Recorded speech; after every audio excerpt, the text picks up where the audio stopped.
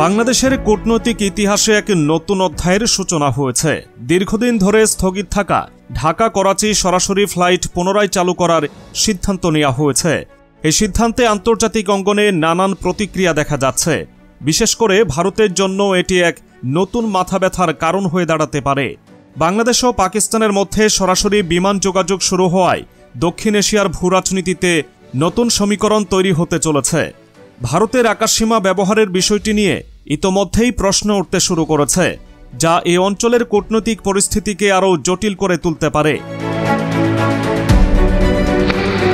2024 সালের 5 আগস্ট ছাত্র জনতার গণ অভ্যুত্থানের মাধ্যমে দীর্ঘদিনের ক্ষমতাসীন দল আওয়ামী লীগের পতন ঘটে।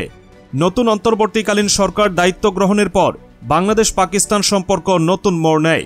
পাকিস্তান সরকার বাংলাদেশের নাগরিকদের জন্য ভিসা ফ্রি ঘোষণা করে। একই সঙ্গে চট্টগ্রাম ও করাচির মধ্যে সরাসরি সমুদ্রপথে বাণিজ্য চালুর সিদ্ধান্ত নেওয়া হয়। আর এবার আকাশপথেও পরিবর্তনের ইঙ্গিত পাওয়া গেল। পাকিস্তানের বেসরকারি এয়ারলাইন্স ফ্লাই জিন্নাহ বাংলাদেশে ফ্লাইট পরিচালনার জন্য আবেদন করে, যা বাংলাদেশ বেসরকারি বিমান চলাচল কর্তৃপক্ষ অনুমোদন দেয়। এর ফলে প্রায় 1 দশক পর সরাসরি ঢাকা করাচি ফ্লাইট চালুর পথ সুগম হল। ফ্লাই জিন্নাহ মূলত পাকিস্তানের লাক্সন গ্রুপ ও সংযুক্ত আরব আমিরাতের এয়ার এরাবিয়ার যৌথ উদ্যোগে পরিচালিত একটি লো কস্ট এয়ারলাইন্স। বর্তমানে প্রতিষ্ঠানটির বহরে 6টি এয়ারক্রাফট রয়েছে। তারা বিশ্বের 11টি গন্তব্যে ফ্লাইট পরিচালনা করে। ঢাকা করাচি রুটে ফ্লাইট চালু হলে এটি হবে প্রতিষ্ঠানটির অন্যতম গুরুত্বপূর্ণ আন্তর্জাতিক সংযোগ।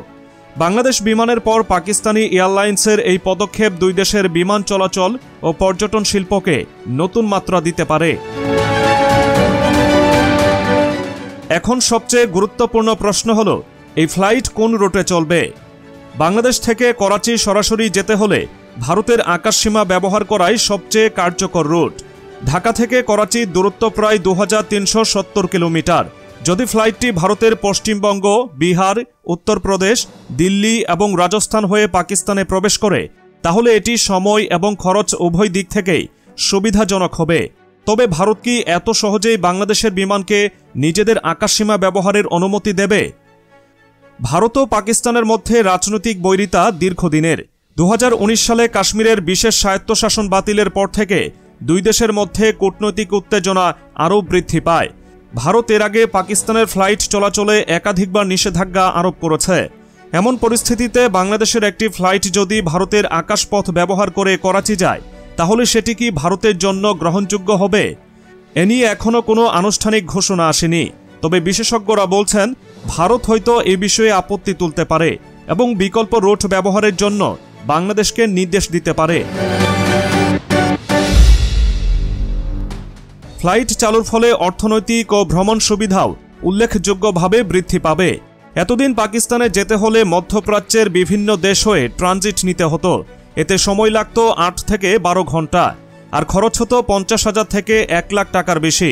তবে এখন সরাসরি ফ্লাইট চালু হলে সময় কমে মাত্র 3.5 থেকে 4 ঘন্টায় নেমে আসবে এবং ভাড়াও অর্ধেকে নেমে আসতে পারে। ফ্লাই জিন্নাহ যেহেতু লো কস্ট এয়ারলাইন্স, তাই এই রুটে প্রতিযোগিতামূলক ভাড়া দেওয়া হবে বলে ধারণা করা হচ্ছে। বাংলাদেশ পাকিস্তান সম্পর্কের এই নতুন দিগন্ত শুধু বিমান চলাচলেই সীমাবদ্ধ নয়। বর্তমানে দুই দেশের মধ্যে ব্যবসা বাণিজ্যও দ্রুত বাড়ছে। পাকিস্তান ইতোমধ্যে বাংলাদেশের জন্য বিভিন্ন বিনিয়োগ প্রস্তাব দিয়েছে। পাকিস্তানি ব্যবসায়ীরা কৃষি, শিক্ষা, পর্যটন ও সিরামিক খাতে বিনিয়োগের আগ্রহ দেখিয়েছে। পাশাপাশি দুই দেশের মধ্যে বাণিজ্যিক লেনদেন সহজ করতে আরও পদক্ষেপ নেওয়ার সম্ভাবনা রয়েছে। এদিকে ভারতের ভূরাজনৈতিক অবস্থান এই পরিস্থিতিতে কি হবে, সেটি এখন সবচেয়ে আলোচিত প্রশ্ন। ভারত দীর্ঘদিন ধরে বাংলাদেশকে তাদের নীতির আওতায় রাখার চেষ্টা করেছে, কিন্তু সাম্প্রতিক সময়ে পাকিস্তানের সঙ্গে বাংলাদেশের যে নতুন সমঝোতা তৈরি হয়েছে, তা ভারতের জন্য উদ্বেগের কারণ হতে পারে। বিশেষ করে ভারতের আকাশসীমা ব্যবহারের অনুমতি দেওয়া হলে এটি কেবল বিমান চলাচল নয়, বৃহত্তর কূটনৈতিক সম্পর্কের প্রতীক হয়ে উঠবে। অন্যদিকে ভারত যদি এই অনুমতি না দেয়, তাহলে বাংলাদেশকে বিকল্প রুট নিতে হবে, যা খরচ বাড়াবে এবং যাত্রীদের জন্য অসুবিধা সৃষ্টি করবে।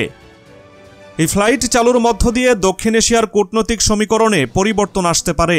বাংলাদেশ, ভারত ও পাকিস্তানের মধ্যে চলমান সম্পর্ক নতুন মাত্রা পেতে যাচ্ছে। এখন দেখার বিষয়, ভারত শেষ পর্যন্ত কি সিদ্ধান্ত নেয় এবং এর প্রভাব কতদূর গড়ায়। ভারত কি শেষ পর্যন্ত বাংলাদেশের ঢাকা করাচি ফ্লাইটের জন্য তাদের আকাশসীমা ব্যবহারের অনুমতি দেবে? এই প্রশ্নের উত্তর এখনও স্পষ্ট নয়। তবে অতীত অভিজ্ঞতা বলছে ভারত সহজে এই অনুমতি দেবে না। 2019 সালে পাকিস্তান কাশ্মীরের বিশেষ মর্যাদা বাতিলের পর ভারতের সঙ্গে সব বাণিজ্যিক সম্পর্ক ছিন্ন করেছিল। একই সময়ে ভারতের সঙ্গে বিমান চলাচল বন্ধ করে দেয় পাকিস্তান। এরপর থেকে ভারত ও পাকিস্তানের মধ্যে বিমান চলাচলের অনুমতি নিয়ে একাধিকবার কূটনৈতিক টানাপোড়েন দেখা গেছে। তবে বাংলাদেশের পরিস্থিতি সম্পূর্ণ ভিন্ন। বাংলাদেশ দক্ষিণ এশিয়ায় ভারতের অন্যতম গুরুত্বপূর্ণ অংশীদার। তাই ভারত সরাসরি নিষেধাজ্ঞা দিলে সেটা কূটনৈতিকভাবে নেতিবাচক প্রভাব ফেলতে পারে। ভারতের যদি আপত্তি থাকে তাহলে বিকল্প রুটের কথা ভাবতে হবে। মধ্যপ্রাচ্যের কোনো দেশ হয়ে করাচি যাওয়ার সম্ভাবনা তৈরি হতে পারে, কিন্তু এতে সময় ও খরচ দুটোই বেড়ে যাবে। ফলে ভারতের অনুমতি না পাওয়াটা বাংলাদেশের জন্য বড় বাধা হয়ে দাঁড়াতে পারে। এদিকে বাংলাদেশের জনগণের প্রতিক্রিয়া কি? এক দশক পর সরাসরি ঢাকা করাচি ফ্লাইট চালুর ঘোষণায় বাংলাদেশিদের মধ্যে মিশ্র প্রতিক্রিয়া দেখা গেছে। অনেকে মনে করছেন পাকিস্তানের সঙ্গে সম্পর্ক উন্নয়ন বাংলাদেশের জন্য নতুন বাণিজ্যিক সম্ভাবনা দ্বার উন্মোচন করবে। বিশেষ করে দুই দেশের বাণিজ্যিক লেনদেন ও পর্যটনের ক্ষেত্রে নতুন সুযোগ তৈরি হবে। কিন্তু অন্যদিকে অনেকেই আবার প্রশ্ন তুলছেন, এটি কি সত্যিই বাংলাদেশের জন্য লাভজনক হবে? বিশেষজ্ঞরা বলছেন, পাকিস্তান যদি সত্যিই বাংলাদেশের সঙ্গে সম্পর্ক উন্নয়নের জন্য আন্তরিক হয় তাহলে বাণিজ্যের পাশাপাশি পর্যটন ও বিনিয়োগের ক্ষেত্রে আরও বড় উদ্যোগ নিতে হবে।